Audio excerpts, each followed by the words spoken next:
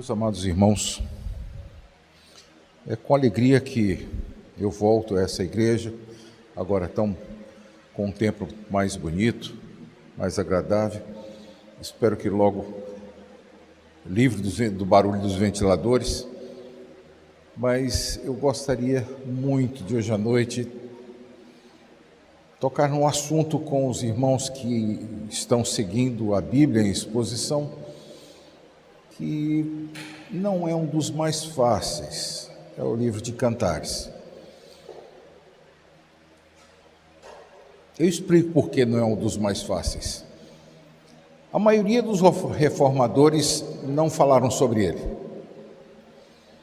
Calvino pregou versículo por versículo na igreja de que foi pastor, diversas vezes.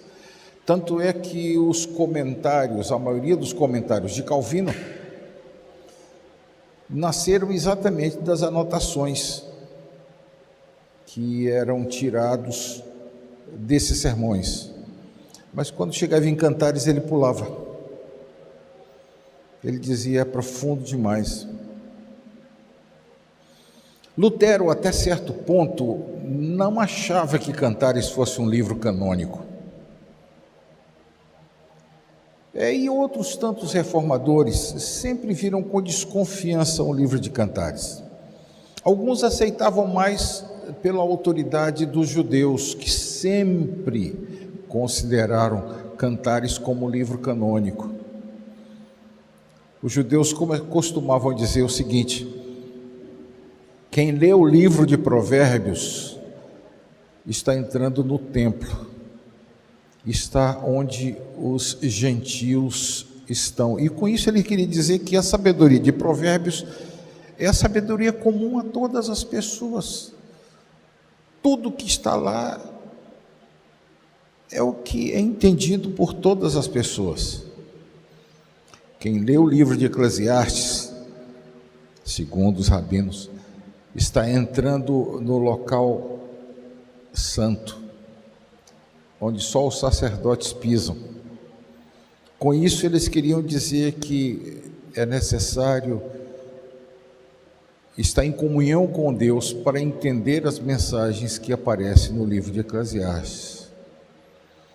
E diziam de Cantares que quem lê o livro de Cantares está pisando no Santo dos Santos, local onde apenas o sumo sacerdote entrava durante um dia por ano. Entrava 7 vezes, entrava e saía 7 vezes, mas em um dia do ano. Com isso, queria dizer que somente aqueles altamente íntimos de Deus poderiam tirar alguma lição do livro de Cantares. E de fato é assim. Não quero dizer que Cantares é menos profundo para mim do que para Calvino. Não, não é. Mas Calvino deixou um alicerce de muita coisa escrita, e outros vieram tomar o alicerce de Calvino e construíram sobre ele. E com os anos se passaram e essa edificação cresceu muito, e hoje nós estamos numa posição privilegiada, em sabe-se lá qual andar, que nós podemos chegar ao ponto de, através desses conhecimentos, olhar um pouco para o livro de Cantares e tirar algumas lições dele. É óbvio que, para esgotar o assunto desse livro, é necessário lê-lo com muita atenção. E a última coisa que eu vou falar é exatamente sobre a prática da leitura desse livro. Convido os irmãos para que abram Cantares capítulo 1, versículo 7. Cantares 1, versículo 7.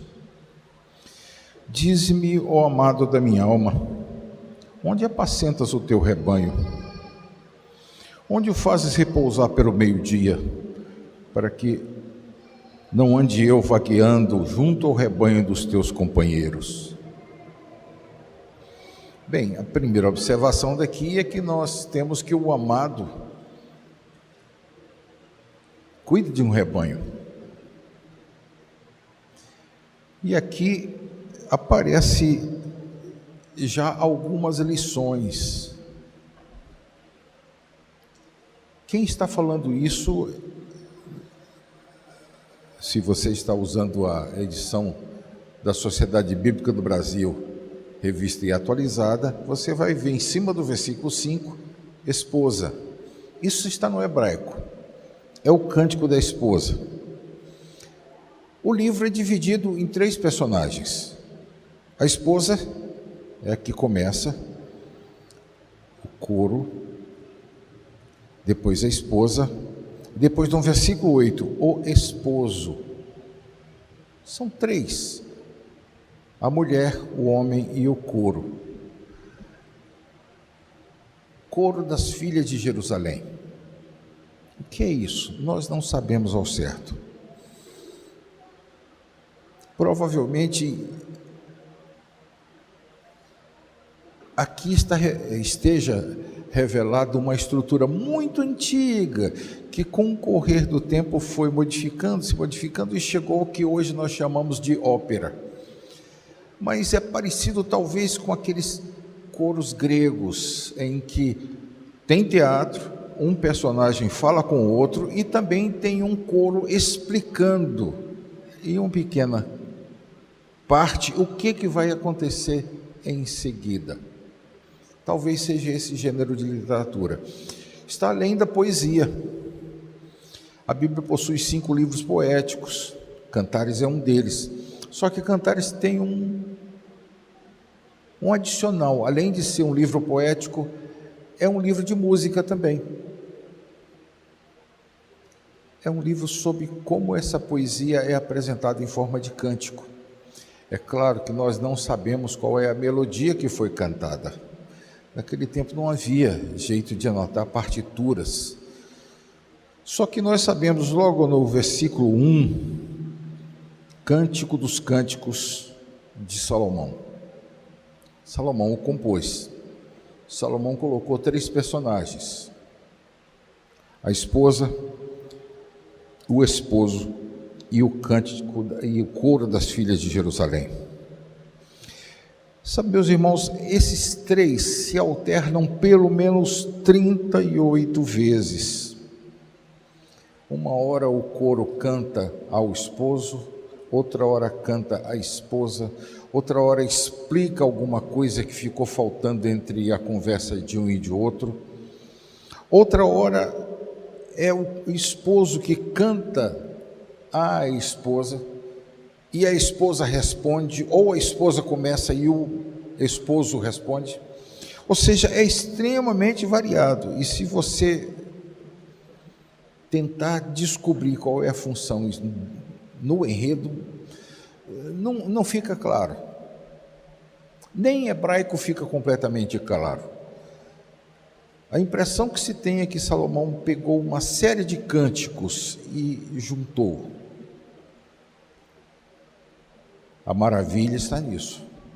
Como é que Deus pode usar isso para dar algum tipo de mensagem aos seus filhos? Essa é a dificuldade.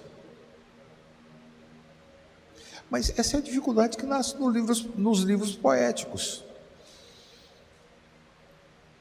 Provérbios, por exemplo, é uma coleção de ditados.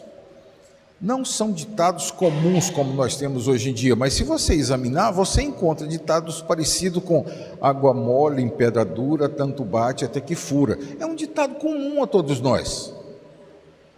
Ele está presente no livro de Provérbios em diversas situações. Por exemplo, o escritor de Provérbios diz: não vá muito à casa do teu vizinho para que ele não se aborreça de ti. O que significa? Água mole em pedra dura, tanto bate até que fura. Como é que Deus utilizou essa sabedoria para dar mensagens dele? Ora, é daí que nasce um pressuposto reformado muito interessante. A reforma dizia o seguinte: toda verdade é verdade de Deus. O inimigo de nossas almas não pode produzir a verdade, ele só produz a mentira, ele é o mentiroso, o pai da mentira. Se alguma coisa é verdade, ela foi feita por Deus, ela foi estabelecida por Deus, ela vem de Deus. O próprio apóstolo Paulo diz que nada podemos contra a verdade.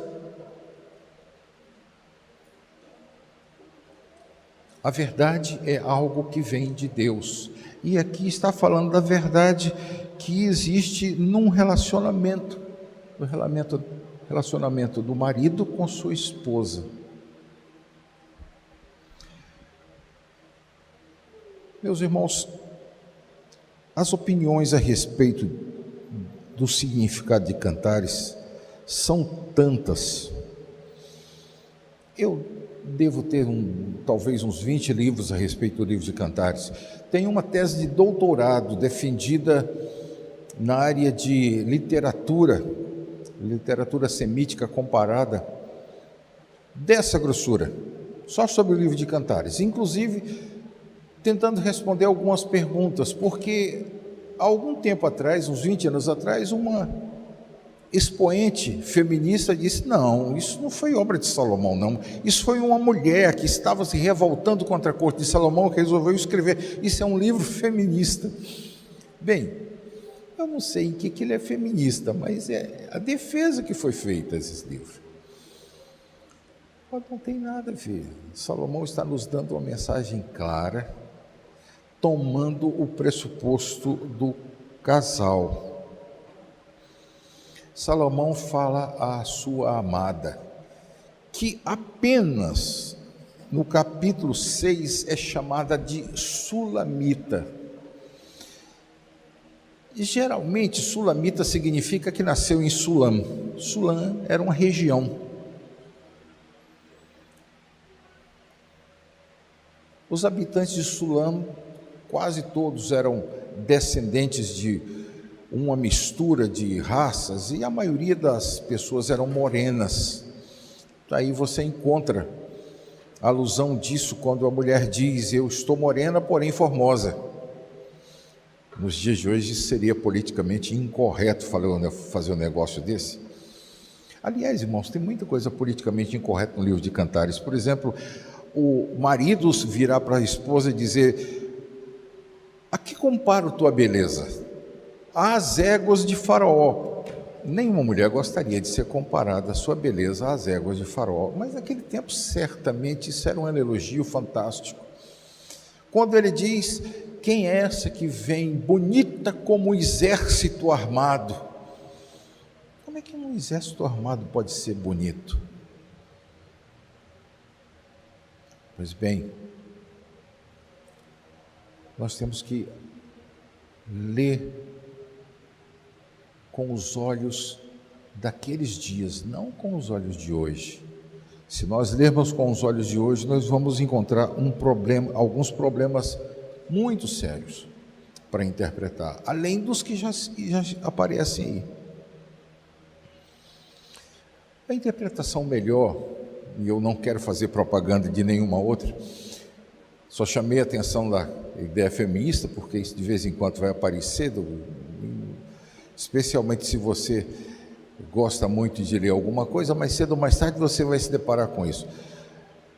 Mas a interpretação mais correta é que Salomão escreveu um livro em que o esposo e a esposa trocam um diálogo. Quando esse diálogo fica difícil de ser entendido, entra o coro das filhas de Jerusalém, falando alguma coisa que facilite o entendimento desse diálogo ou complemente esse diálogo. É claro que ele está falando de um amor entre marido e mulher. Entretanto, esse amor transcende o amor de marido e mulher e fala do amor entre Deus e o seu povo para os antigos do Velho Testamento, ou para nós da igreja, entre Cristo e sua igreja. Você já notou que a volta do Senhor Jesus do Novo Testamento é chamada de as bodas do Cordeiro? O que é bodas? Bodas vem de votos, não tem nada a ver com bodes, vem de votos, as festas, a festa de casamento do Cordeiro. É a volta de Cristo, é chamada assim no Novo Testamento. E é interessante você observar que a igreja, até certo ponto, é descrita como a noiva de Cristo. Até certo ponto não, dito textualmente, que a noiva de Cristo, e que Cristo está purificando-a para si próprio, para apresentá-la a si próprio sem ruga nem mácula, perfeita.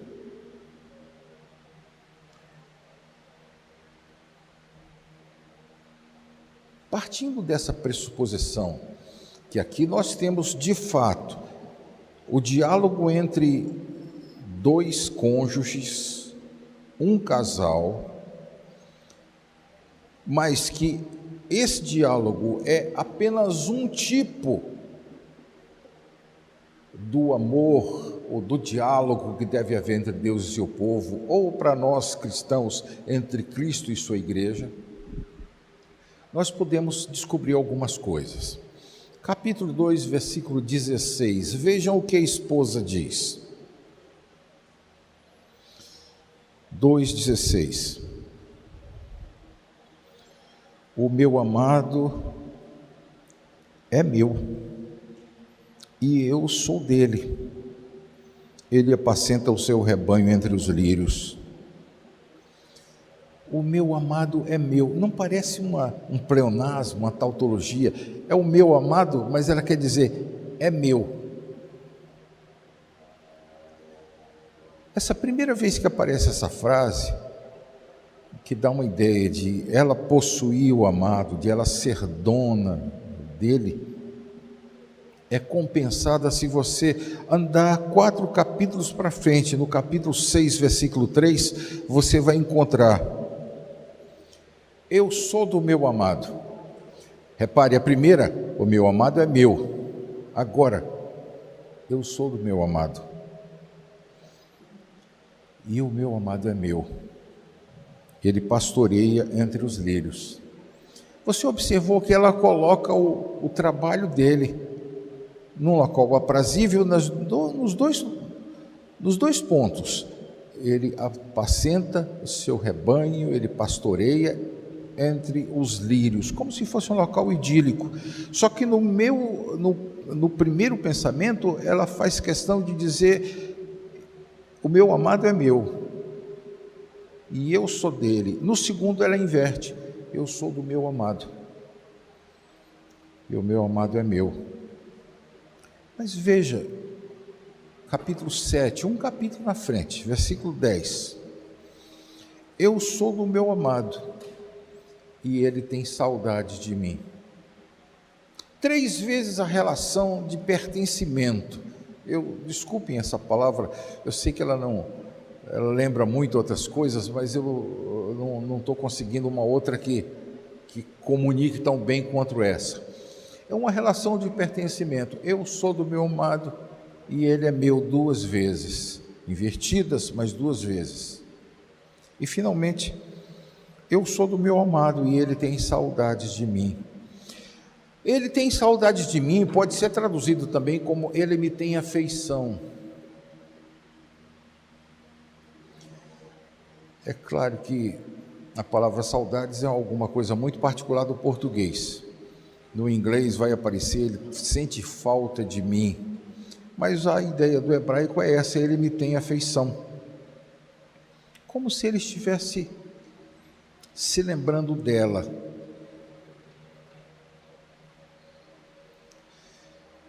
Meus irmãos, há uma espécie de um crescimento no diálogo em que primeiro ela diz: o meu amado é meu, e depois ela inverte: eu sou do meu amado, e finalmente: eu sou do meu amado e ele tem saudades de mim. Basicamente essa é a trajetória da alma. A alma que conhece o Senhor costuma dizer: Cristo é meu. Quantos de nós já cantamos isso quando, na adolescência, pelo menos na adolescência da minha geração? Cristo é meu, sim, Cristo é meu, minha vida se transformou. Cantamos muito isso. Mas logo em seguida, com o amadurecimento, ela vai dizer: eu sou do meu amado eu pertenço ao Senhor Jesus. E a maturidade vem quando diz claramente: Ele tem saudade de mim, Ele aguarda por mim. Ele mesmo declarou que não tomaria do fruto da vide até aquele dia em que haveria de bebê-lo novo conosco no reino dos céus. E Ele tem saudade de mim.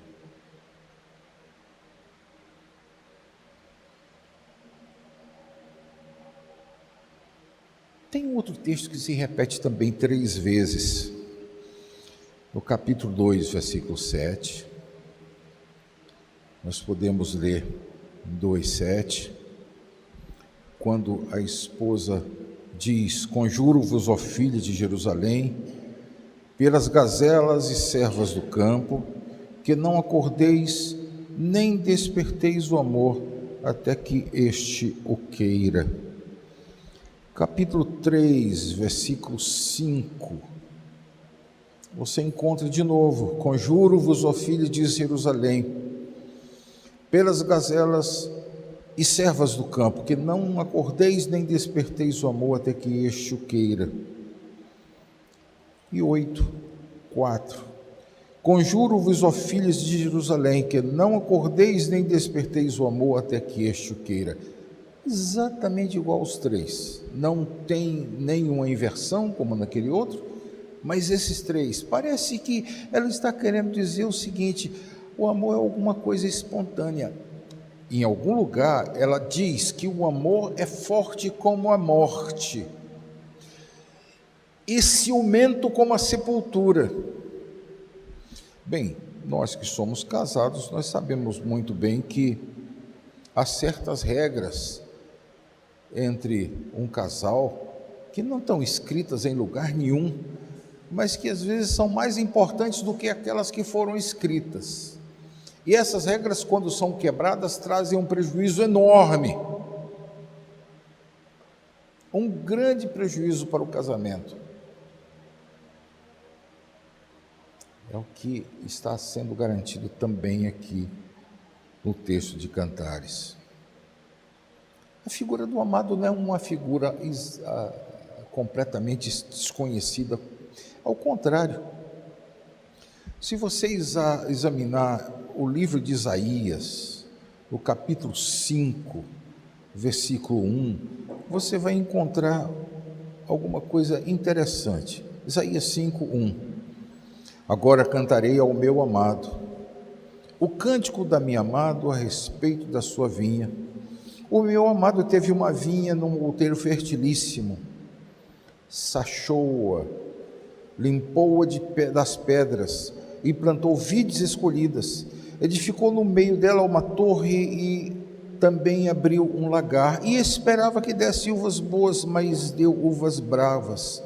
Agora, pois, ó moradores de Jerusalém e homens de Judá, julgai, vos peço, entre mim e a minha vinha. Que mais poderia fazer ainda a minha vinha, que eu não lhe tenha feito?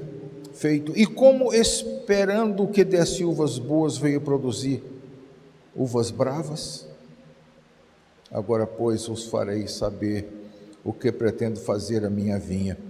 Tirarei a sua sebe, para que a sirva de pasto, e derribarei seu muro, para que seja pisada. Torná-la-ei um deserto. Não será podada, nem sachada, mas crescerão nela espinheiros e abrolhos. As nuvens darei ordem que não derrame sua chuva sobre ela, porque a vinha do Senhor dos Exércitos é a casa de Israel. E os homens da casa de Judá são a planta dileta do Senhor. Ele desejou que exercesse juízo, e eis aí quebrantamento da lei. Ele desejou justiça, e eis aí clamor. A canção da vinha do amado, Isaías capítulo 5. O amado é claramente o Senhor. A amada, a vinha, é Israel. O Senhor desejava que Israel produzisse frutos bons, mas produziu coisas ruins. E ele resolveu destruí-la. Meu irmão, se você prestar atenção, desde o começo, o Senhor tenta falar da sua relação com o seu povo como relação de um casamento. O ponto mais alto disso foi com o profeta Oséias, quando ele disse a Oséias: vai e casa-te com uma prostituta. Ele manda seu profeta fazer isso porque ele queria mostrar com a atitude do seu profeta o modo como ele se sentia com relação a seu povo. Oséias casou-se com a prostituta. A primeira filha que nasceu, ele disse: coloca na tua filha o nome de não meu povo, porque ela não é tua.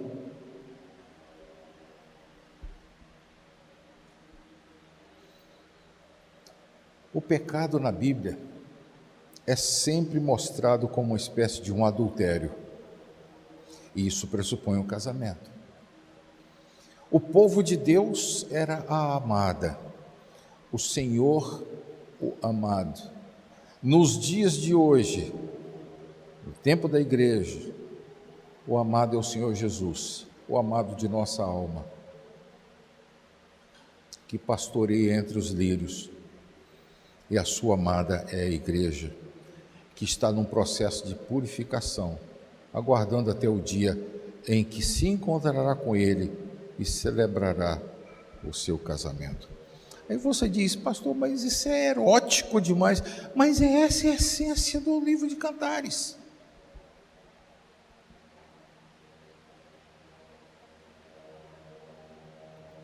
Essa é a essência do livro de Cantares, é exatamente tomar a figura do casamento como a figura do relacionamento entre Deus e o seu povo.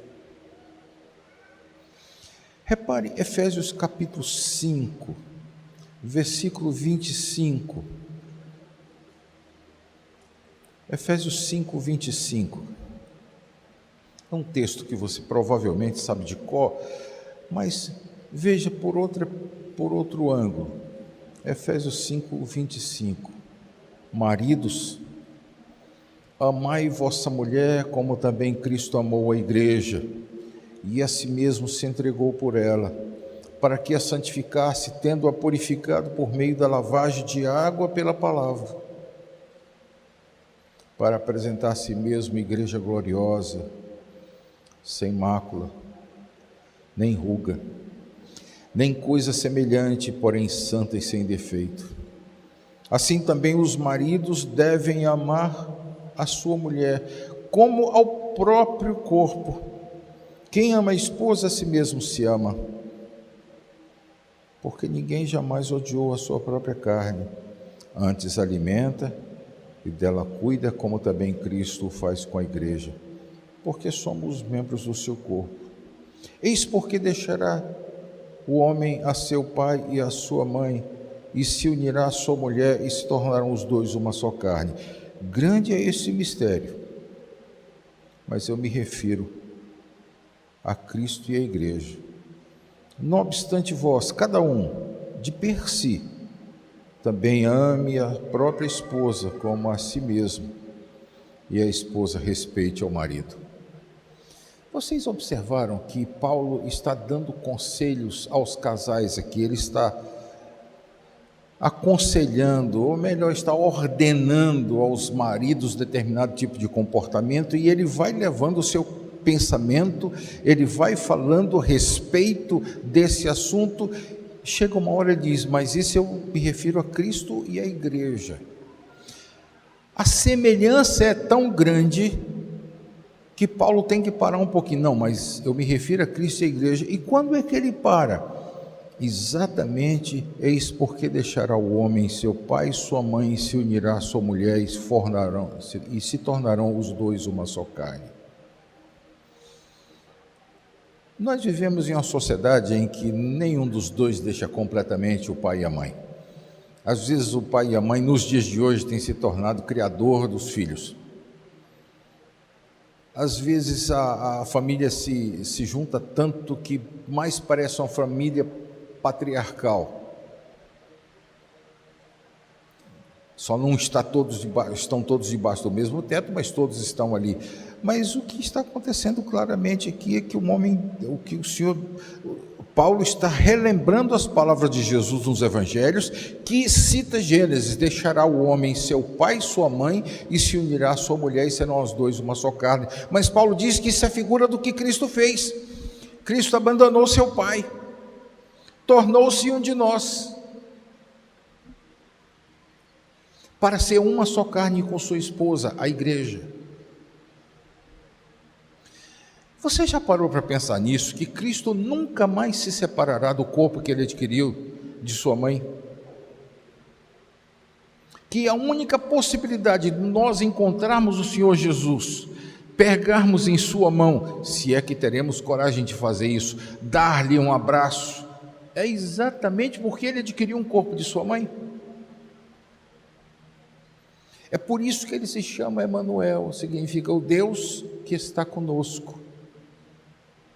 Ele adquiriu a nossa natureza e ele nunca mais se separar dela. É em Cristo que nós vamos ver perfeitamente a Deus, porque ele é a expressão exata do ser de Deus. Mas nós seremos uma só carne com ele. A igreja será uma só carne com ele. Mas repare, se ele dá essa ordem aos maridos e chega ao ponto de dizer que o marido se torna uma só carne com a esposa, como ele se tornou uma só carne com a igreja, veja um pouco atrás, no versículo 22, e veja as ordens que o apóstolo Paulo dá às mulheres. Mulheres, sejam submissas ao seu próprio marido como ao Senhor, porque o marido é o cabeça da mulher, como também Cristo é o cabeça da igreja, sendo este mesmo o Salvador do corpo. Como, porém, a igreja está sujeita a Cristo, assim também as mulheres estejam em tudo submissas a seu marido. Primeira coisa, fazendo um pequeno parêntese antes de entrar direto no assunto, repare, para quem Paulo escreveu? Para as mulheres da igreja de Éfeso. Paulo não mandou recado pelos maridos: olha, digam às suas mulheres para que obedeçam vocês. Ele escreveu para as irmãs: mulheres, sejam submissas a seu próprio marido, e ele dá uma explicação: como ao Senhor. Meus irmãos, a ideia da submissão da mulher ao marido, ela não é minha, não é porque eu sou homem que estou defendendo. Ele está escrevendo diretamente para as mulheres e ele está dando o padrão. Vocês devem ser submissas aos maridos como ao Senhor. Não é questão de feminismo ou machismo. Quando ele diz como ao Senhor, ele explica: ser submissa ao marido como a igreja é submissa ao Senhor. Vocês já imaginaram uma igreja que se volte contra o Senhor Jesus? Que deixe o Senhor Jesus de lado? Existe. Está cheia. A maioria dos países protestantes já sofre isso. No Brasil nós já sofremos isso. Não é tão espalhado quanto na Europa, mas nós já sofremos isso no Brasil. Igrejas que já abandonaram o Senhor Jesus.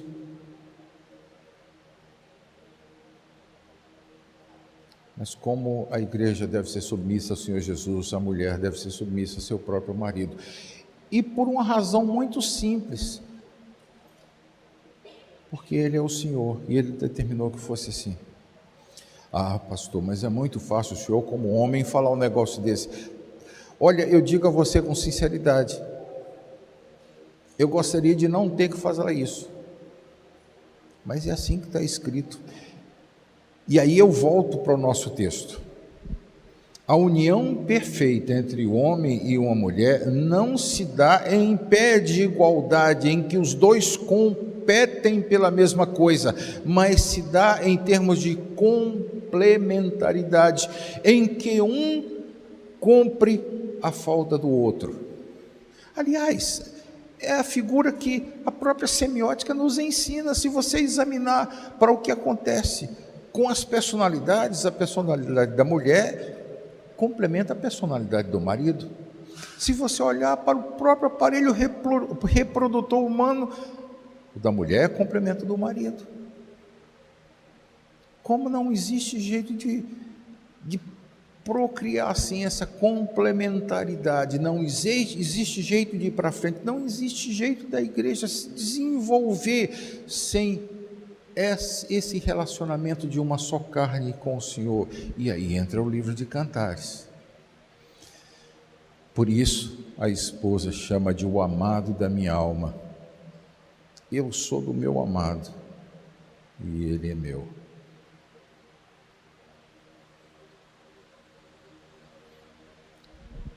Mas, meus irmãos, não fica só aí.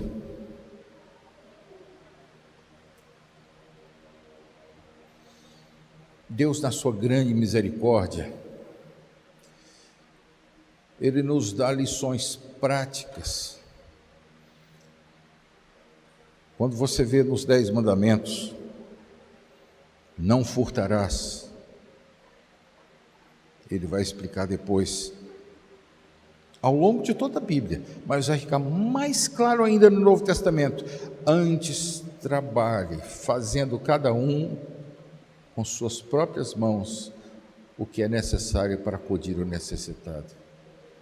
Quando os 10 mandamentos ele diz, não adulterarás, ele nos dá modos para entender claramente, a tal ponto que o apóstolo Paulo no Novo Testamento diz de forma muito clara, é melhor casar do que viver abrasado. A solução para não adulterar está exatamente em se casar, em ser uma só carne com sua mulher e com o seu marido. E como se isso, como não? Na realidade isso é uma coisa muito difícil. Eu tenho 42 anos de casado e eu sei por experiência própria que um casamento só dá certo quando os dois se empenham para que ele dê certo. Se você fica esperando que seu casamento traga tudo de bom para você, ele vai dar errado. Se você não se empenha para que o casamento dê certo, ele não vai para frente. Casamento é questão de empenho da esposa e do esposo. E o livro de Cantares é um auxílio a mais que o Senhor está lhe dando. E aí eu entro na leitura de Cantares. Se você é casado, leia junto com seu marido esse texto fantástico.